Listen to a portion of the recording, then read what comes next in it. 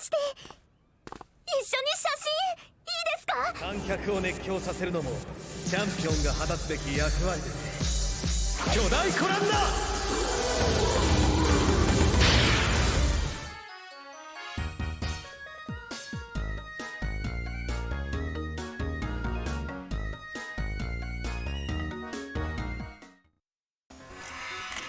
Hey everyone, it's Mark. This is my recap for Pokémon Journeys episode 115, The Curtain Rises, The Masters Tournament. This was the 1200th episode of the Pokemon anime. Wow, 1200 episodes of Pokemon, and this episode was definitely worthy of that milestone, with all of the Masters 8 gathering for the first time ever. It also featured the first battle of this tournament, which was, well, controversial to say the least. Let's talk about it.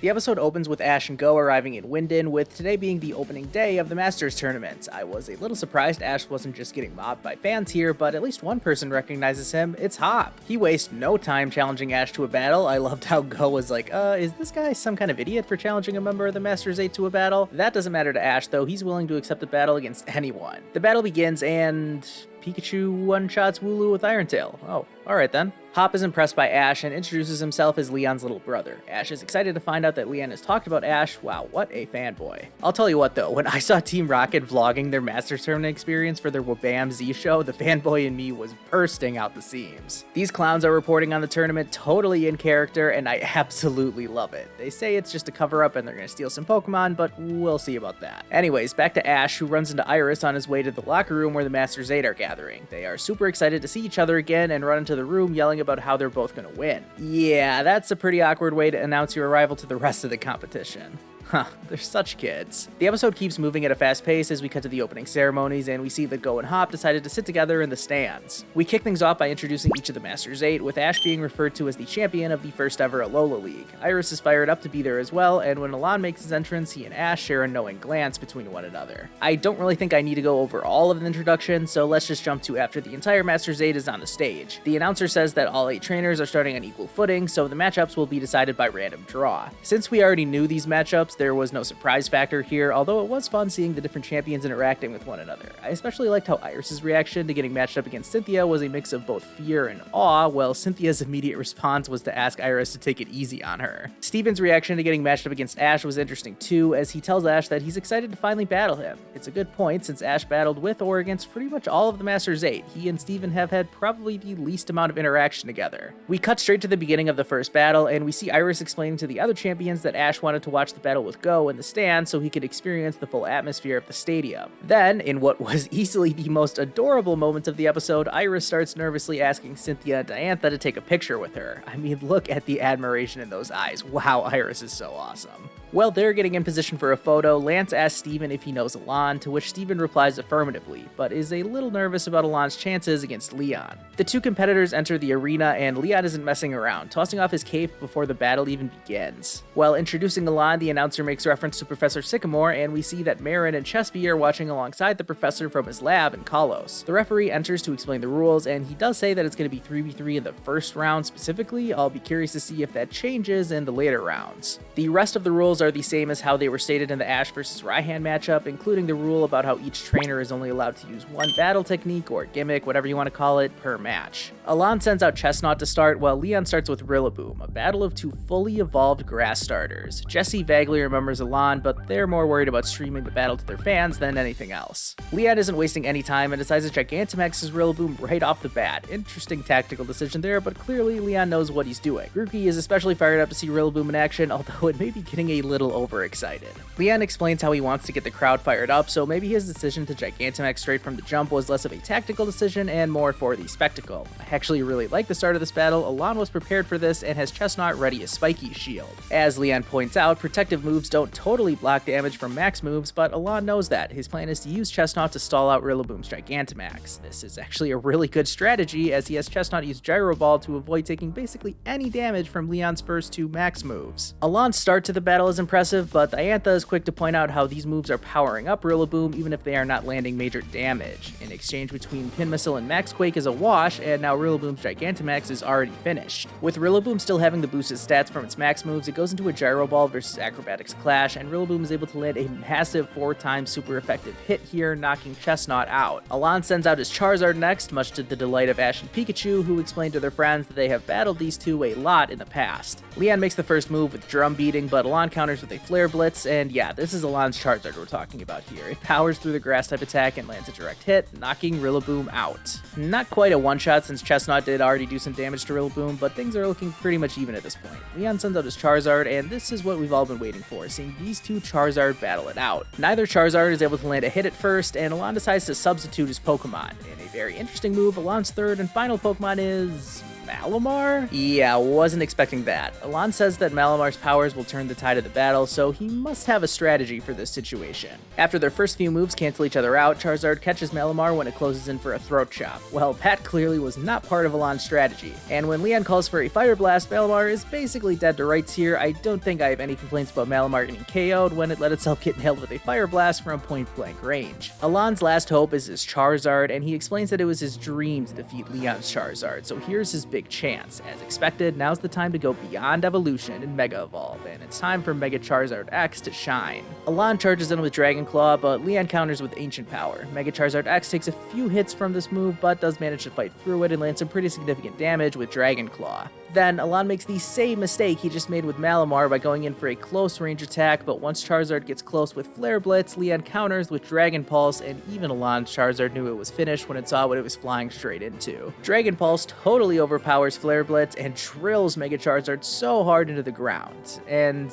yeah, Alain lost. Just like that. I'll get back to talking about my thoughts on this mess in a minute, but for now, let's just get through the rest of the episode. Leon advances to the second round, and he awaits the winner of Lance vs. Diantha. Alain and Leon share a very sporting handshake, Alain promising to train even more and battle Leon again one day. After a quick exchange back in the locker room, Lance and Diantha head out for their battle. The episode comes to an end by hyping up this champion versus champion clash, but come on, we gotta talk more about Leon dominating Alain. Wow, what a way to start off the Masters tournament. I think this episode caused a more visceral reaction from the Pokemon fanbase than maybe any episode of Pokemon Journeys has so far. Like, seriously, I think Leon vs. Alain entered the pantheon of the most controversial battles in the history of the anime, joining the likes of Ash vs. Elisa and Ash vs. Tobias. I think we will be talking about this battle for years to come. Like I mentioned before, I thought the start of the battle was really awesome, basically exactly what I wanted to see from this tournament. Alain's strategy was on point, and he was prepared to sell out Leon's Gigantamax.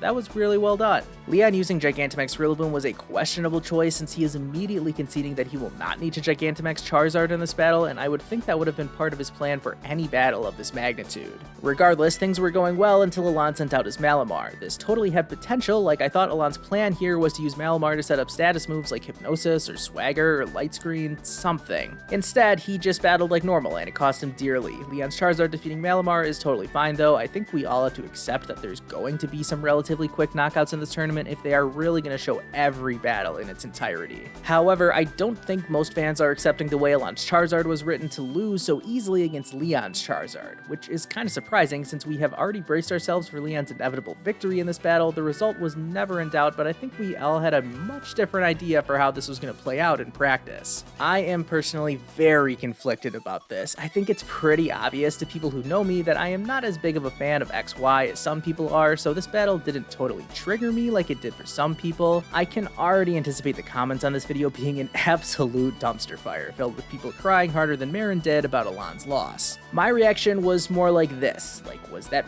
really it? Are we that short on time that we couldn't extend this Charizard versus Charizard clash by like 2 more minutes at least? It just seems like a contradiction to me that if the show wants to put on the Masters tournament to celebrate the history of the anime so far, yet they basically insulted the fans by showing Alain's Charizard lose so decisively. Seeing the Pokemon who was so strong that it never fainted from Ash Greninja at its maximum power get taken down in just a couple of hits from Leon's Charizard, man, that stings. Even for me, someone who has been pretty vocal about calling Ash's Greninja overrated. What I do have to give Leon credit for is his strategy for this battle, specifically when it came to his Charizard's moveset. Leon's Charizard has already used 12 moves in the anime, and that's not even counting max moves, and Leon basically changed his entire moveset just for this battle. To me at least, it's pretty pretty clear how Ancient Power and Dragon Pulse were handpicked to battle against Mega Charizard X specifically. I suppose we can question how Leon would have been able to teach those moves with him only finding out who was battling who just shortly before the battle, but hey, Pokemon learn new moves really easily now in both the games and the anime, so I think it's totally fine. Another problematic thing caused by this battle is that Leon's Charizard seems nearly unbeatable now. Like, Go was literally shook after seeing how dominant it was. How is anyone realistically supposed to stand a chance against it if it was able to overpower the Pokemon that overpowered arguably Ash's strongest Pokemon ever? I try not to dive too much into the power scaling discussion regarding the Pokemon anime, but like, for real, Leon's Charizard could be headed towards a similar path as Drake's Dragonite. It's able to use a ton of moves, and it's going to take like half of Ash's team working together to take Leon's Charizard down.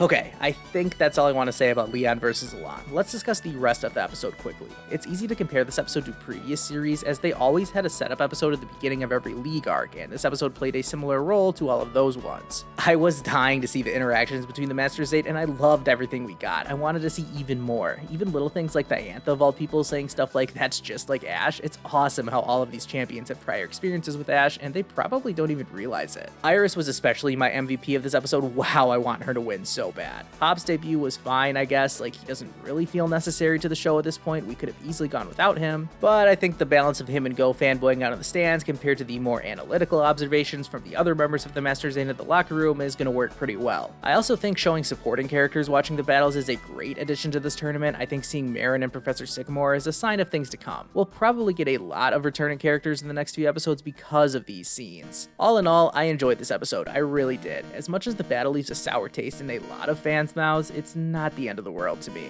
I'm still going to give this episode an 8 out of 10 rating. That's mainly off the back of how cool it was seeing the Masters tournament get started, but as I said, I did really like at least half of the Leon versus Alain battle. Hopefully I'll like the entire battle in the next episode. Speaking of which, the next episode is taking place in 2 weeks. Wow, what an anticlimactic time for a 2-week break. Once the anime is back though, we'll get what looks like most of the episode dedicated to the battle between Lance and Diantha. I will definitely make a video giving my full predictions for the rest of the Masters tournament, so I won't go too in depth right now, although I am very curious to see which of Lance's Pokemon he is going to Dynamax, since it could realistically be any of them. Special shout out to Jessie for being so petty that she won't even call Diantha by her name. She refuses to acknowledge how Diantha is a more popular actress than her. Oh yeah, I didn't really mention how much I love seeing Wabam Z make a comeback in this episode, but I guess it almost goes without saying that I love Team Rocket and find their new influencer personas hilarious, so I love seeing them in this role during the Masters tournament. Now that you've made it to the end of this video, go check out the most recent video on Gooey's channel. He and I made a collab together ranking the top 10 battles that Ash has ever had in the Kanto region. Well, not counting any of his Battle Frontier matches. I still have no idea why Gooey didn't want to include any of those. Anyways, thank you all so much for watching. Be sure to like this video and subscribe to my channel if you haven't already, and I'll see you guys next time.